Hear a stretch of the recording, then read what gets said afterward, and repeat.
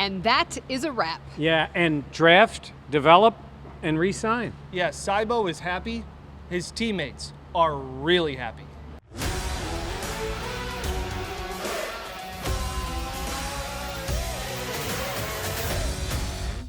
All right, welcome back to the Buffalo Plus podcast. Mike Catalano, Dan Fates. I am Jenna Cottrell. Please be sure to like, comment, subscribe, and share. Today, day 7 of Bills training camp, wrapping up this afternoon.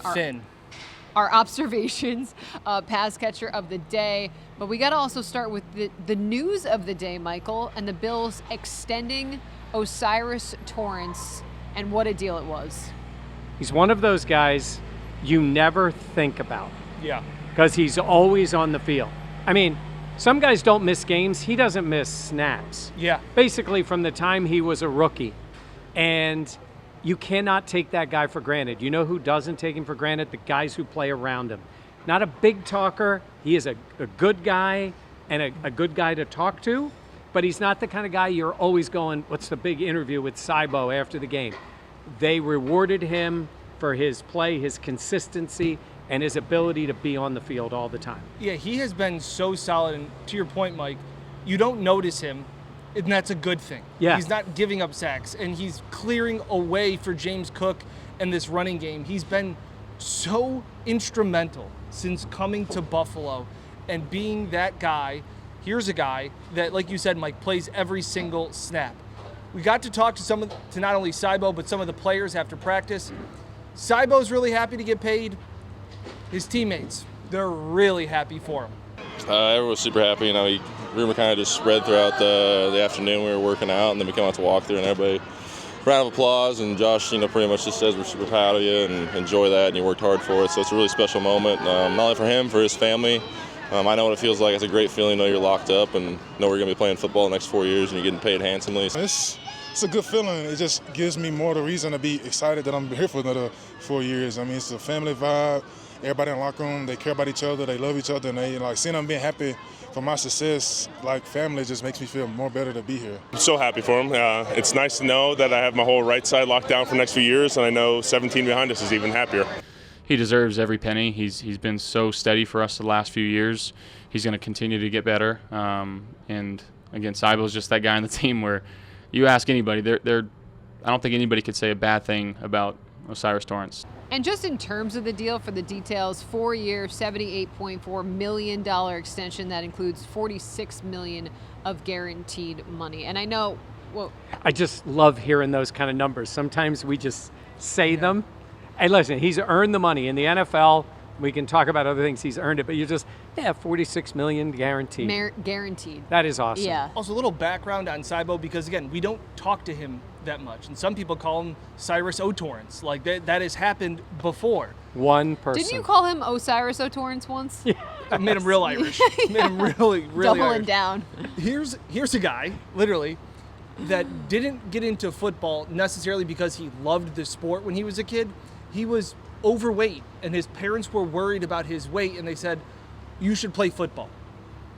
That worked out pretty well. Yeah. Credit to him. And credit to his parents. Yes. And he's a big cat guy. I don't know if we talked about it on the channel before, but he has a cat named Cece, and when he got drafted, his coat, the inside lining, was pictures of Cece. You think of the dogs, right? The hogs. This guy's a little cat. The cat.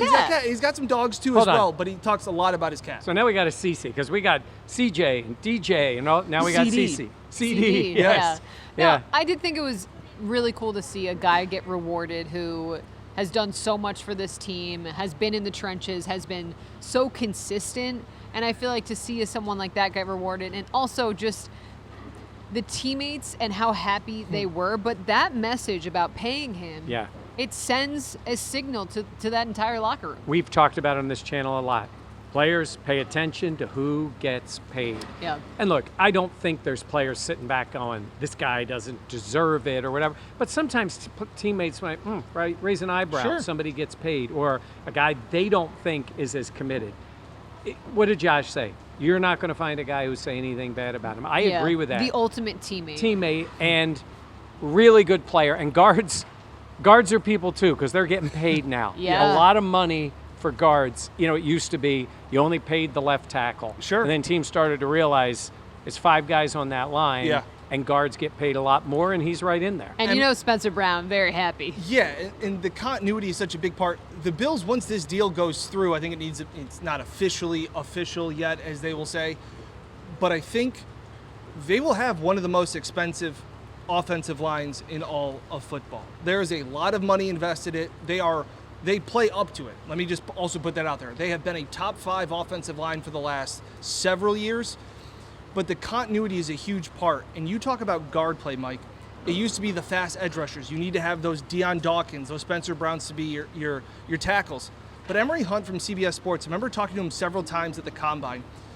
What do they always talk about defensively that you're trying to do to a quarterback? Disrupt from the middle. The right push. in the face. Yep. That is what every single quarterback hates.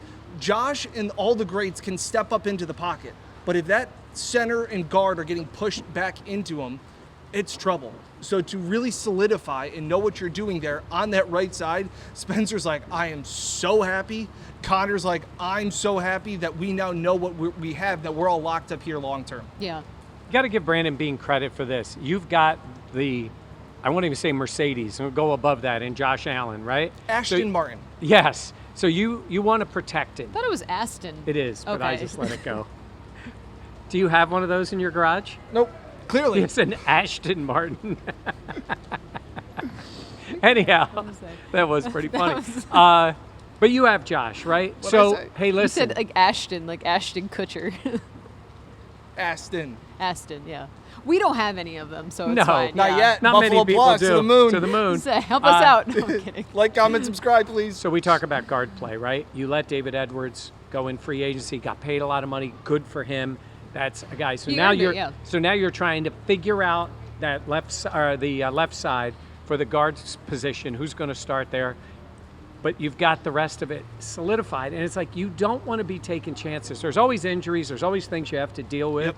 You don't want to be taking chances on the no line. It is something to see when you look at the way this line is stacked out. Like McGovern's taken care of. That was just a new deal.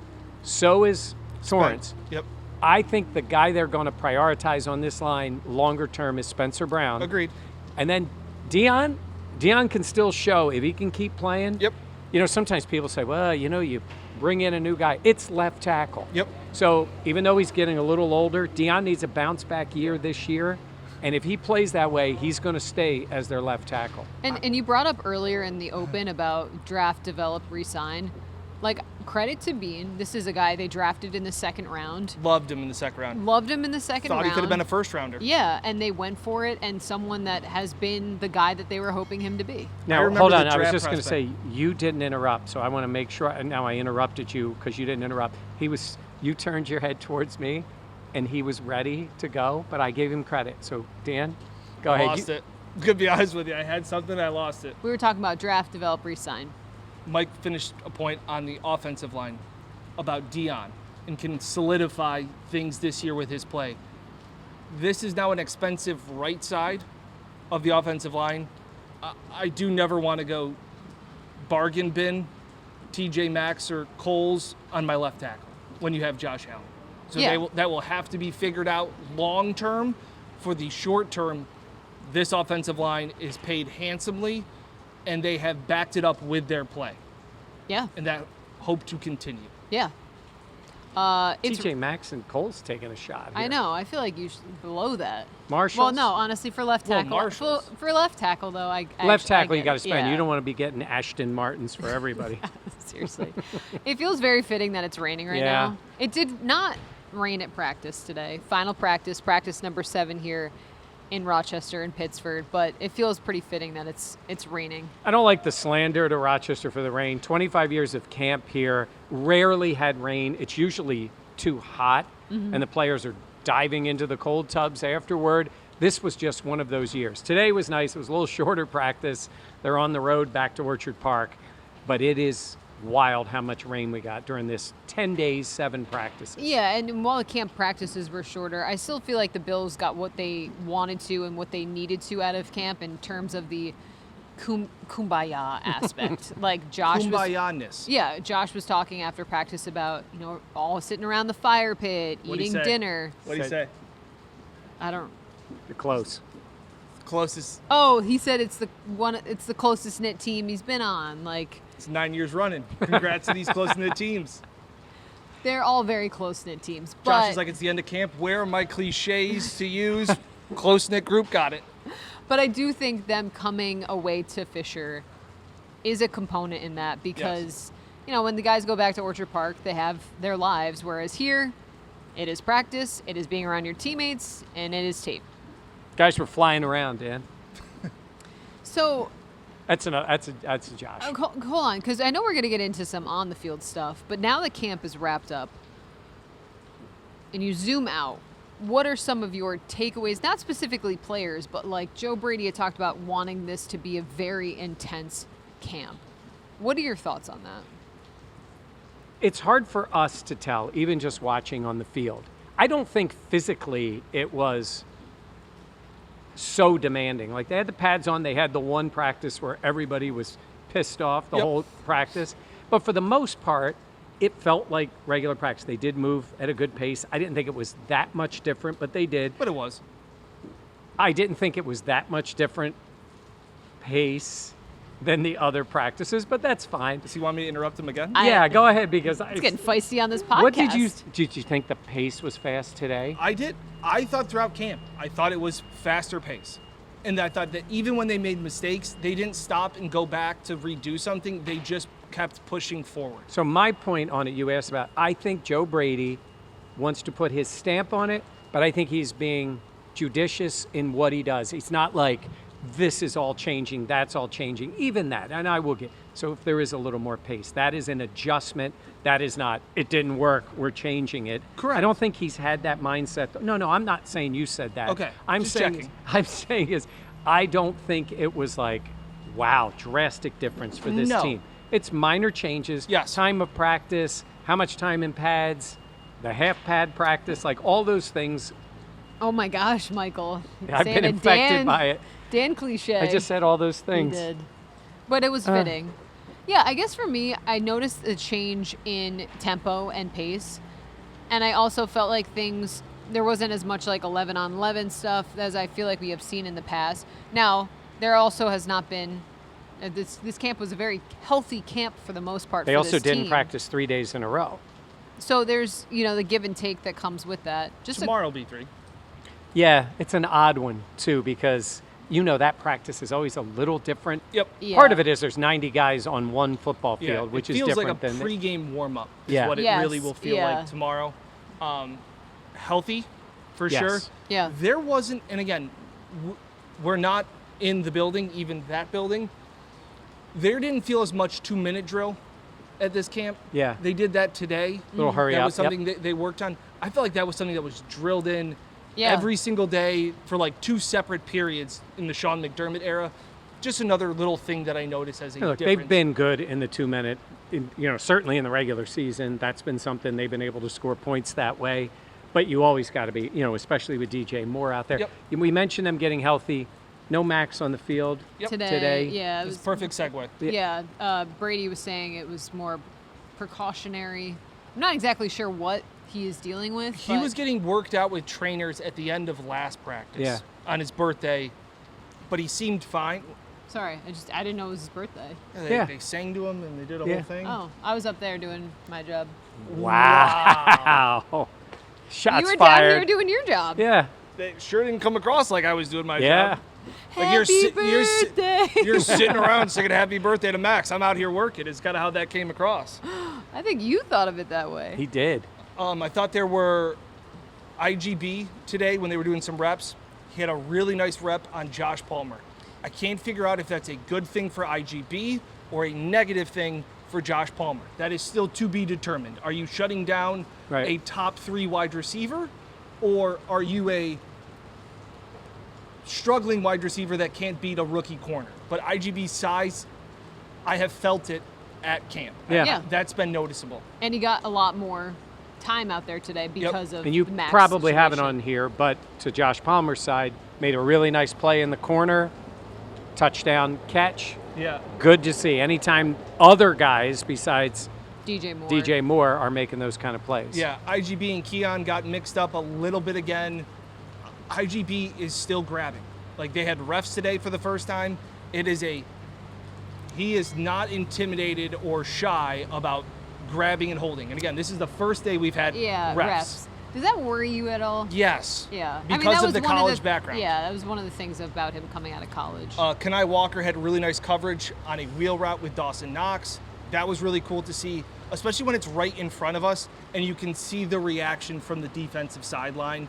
The excitement. We talked about Kenai Walker yesterday. Just a really exciting guy to kind of root for. Other notes I had, Cole Bishop is everywhere.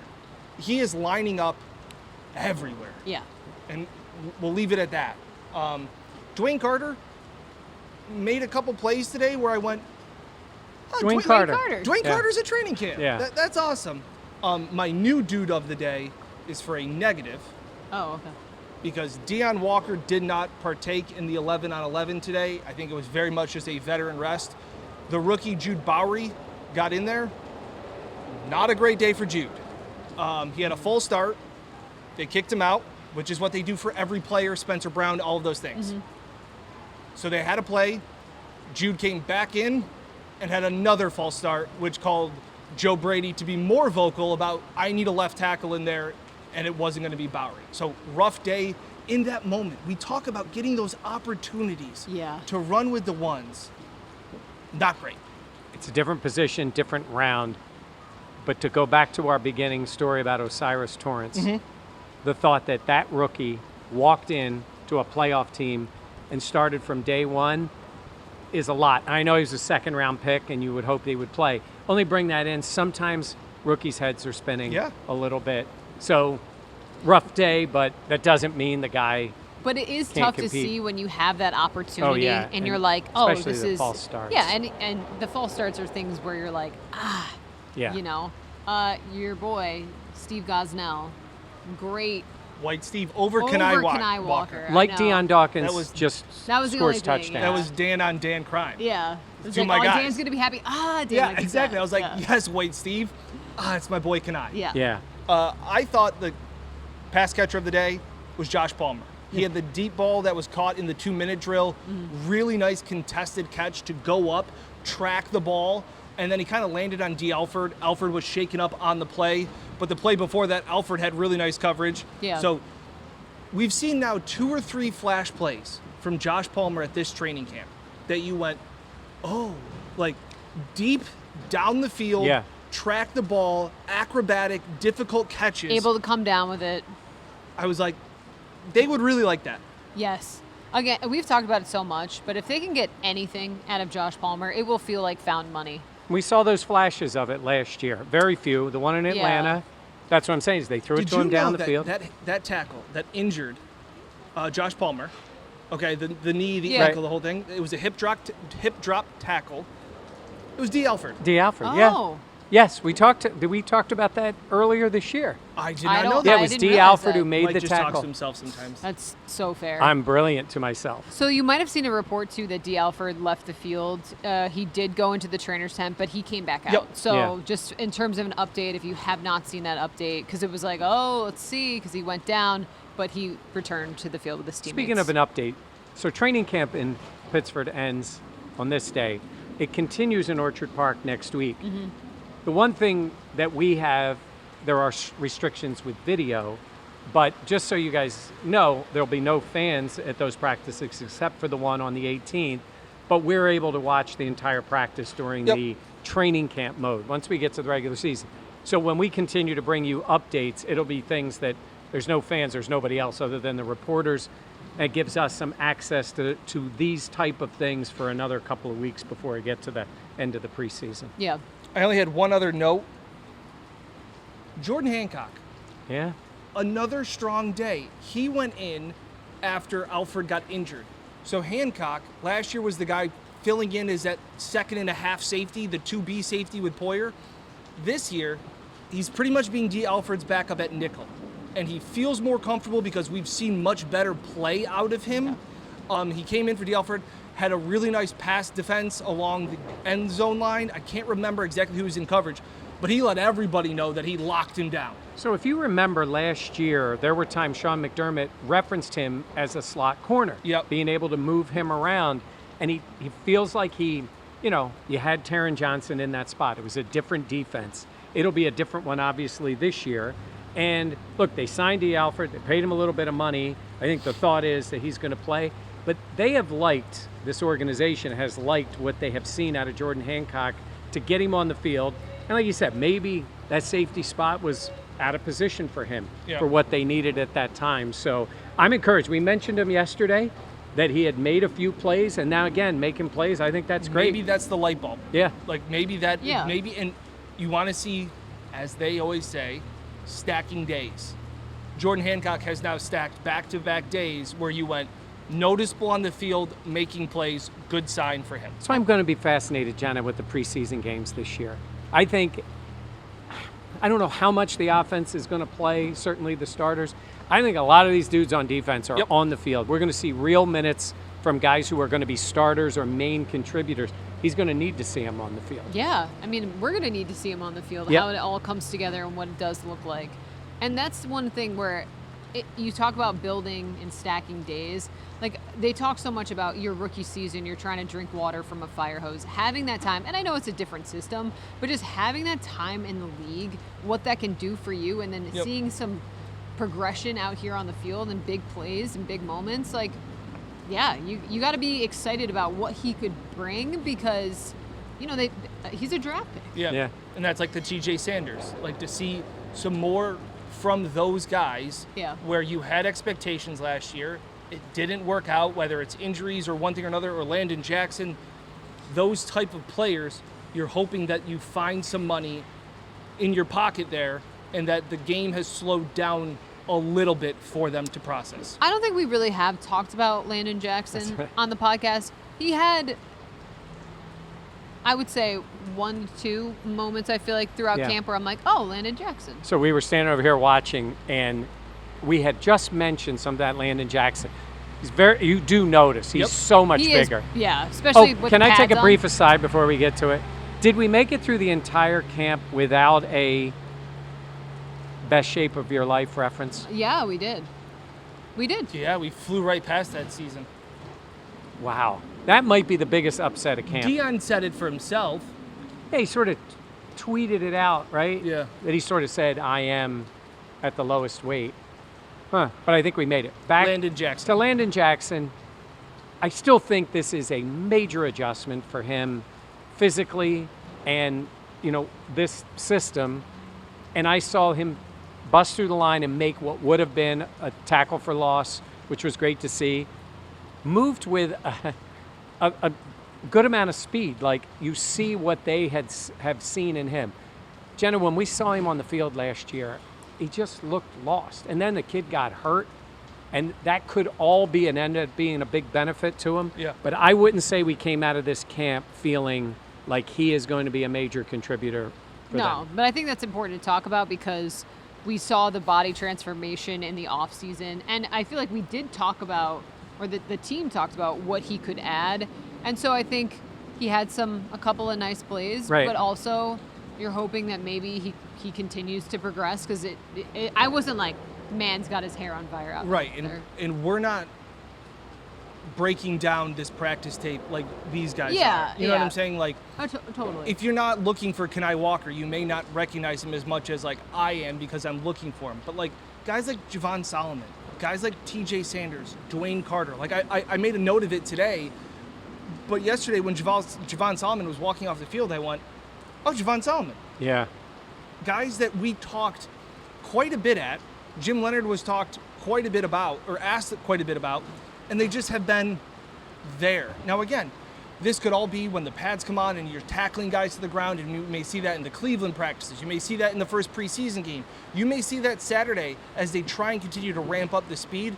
But as of right now, I know there have been some comments, they've just kind of been there. Von Miller on his Instagram posted a picture of himself and Josh Allen. He's posted a couple pictures. I know.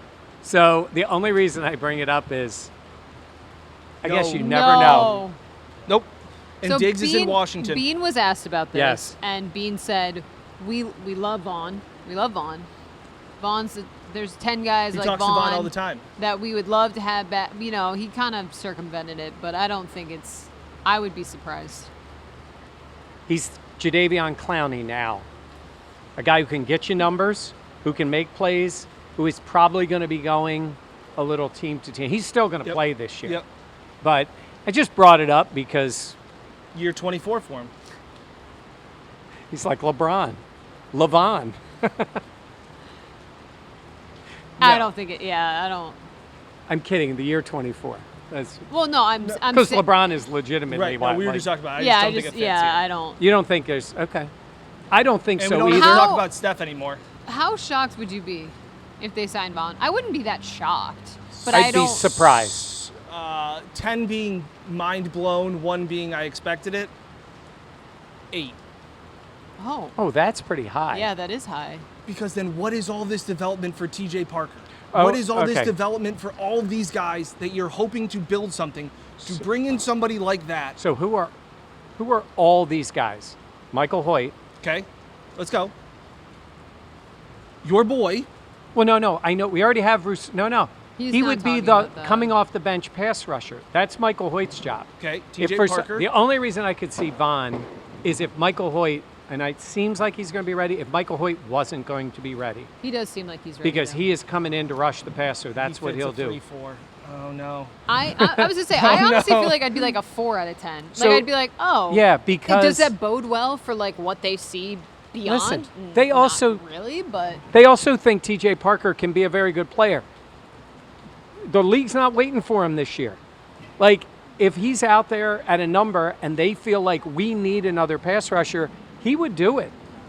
Oh, trust me, he would. Yeah. So I'm at about a, I take mine down to a I- 7.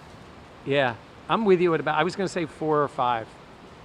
I would mean, not. I mean, they've 1 gone year back deal to with let's say, They go incentives. back to that well a lot, Yep. and they've shown. I think the a well is his- dried up. I'd like to see I'm some not, fresh spring water. I'm not saying I like the move. I would not like the move, but I'm saying I would not be surprised or shocked if they did it. I would say if Vaughn came back, I would reduce my Greg Rousseau sack number to 14. Wow, that's You very. think Vaughn would steal one from him? He would steal one from him, yeah. So it would be 14 for Greg, which would be a shame with He'll his make the plane number. do backflips. But it would still be Feed them gunpowder and team what high. did he say? What was It was gunpowder and something else. It was, Gasoline. yeah. Gasoline. which That's what is- Vaughn. I'm making up Greg Rousseau. I'm feeding him Gunpowder gunpowder and and gasoline. Yeah. Wait a minute. Gasoline. What? Yeah, that's what Yeah, he that's what I said. said. Oh, I What'd thought you think he said? Never mind. I don't know. Jim. All right. So we- practice tomorrow. Oh. Yeah, in Orchard Park. We got some Oh, okay. shout outs. Yeah. Oh, we have many a shout out. Okay. Let me. Shout out to Ian, Lindsay, and Graham. They were here. Graham's first training camp practice. Very sweet. Got a high five from Josh Allen. He said he's never going to wash his son's hand again. How old's Graham? Graham is almost 2. Okay. So you probably won't have to wash Yeah. that hand. Probably. Shout out to Kelly, Joanne, Alex, and Wait, Jordan. we got to Marie. talk about Joanne. Oh, okay. Yeah, that's fair. Awesome. Maria, Joanne's Maria. from Ottawa. Ottawa. A toi. Season ticket holder. She was very cool. 24 years. She knows football. No question. They drive 6 hours to every home game. They've been going. They got the tickets in the new stadium. She is psyched. Big Buffalo Plus fan. Great conversation with her today. Awesome. Yeah. Joanne, shout out. Alex, Jordan, like I said. Rachel, Maria. Now you got it in my head about it. Mike Dugan was also here. Oh, nice. Appreciate all of his help Yeah. with starter. Starter, yes. Love it. Jimmy, CJ Country, I was on with him today. He's a big fan of the Buffalo Plus channel himself. He is a... Almost had to plug you back in for a second. I think they're in Warsaw on his radio show today, and I was on. He loves Buffalo Plus. Dan, Joe. Yeah, honestly, again, we love camp so much because it's here in our area, but also just getting to meet fans of the channel, and like it's just a really cool experience and one we genuinely appreciate. Yep. All right, so coming up next, it'll be in the stadium, the new Highmark Stadium. In the building. We will all be in the building in terms of fans also, first football activities there.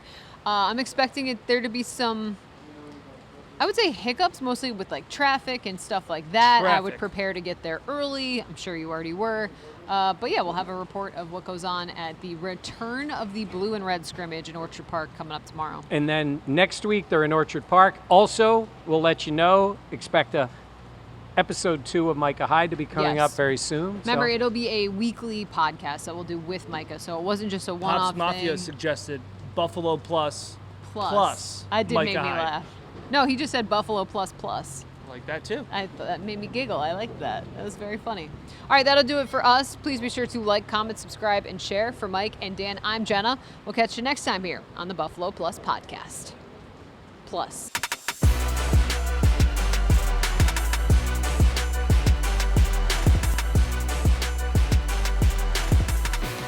This is the Buffalo Plus Podcast.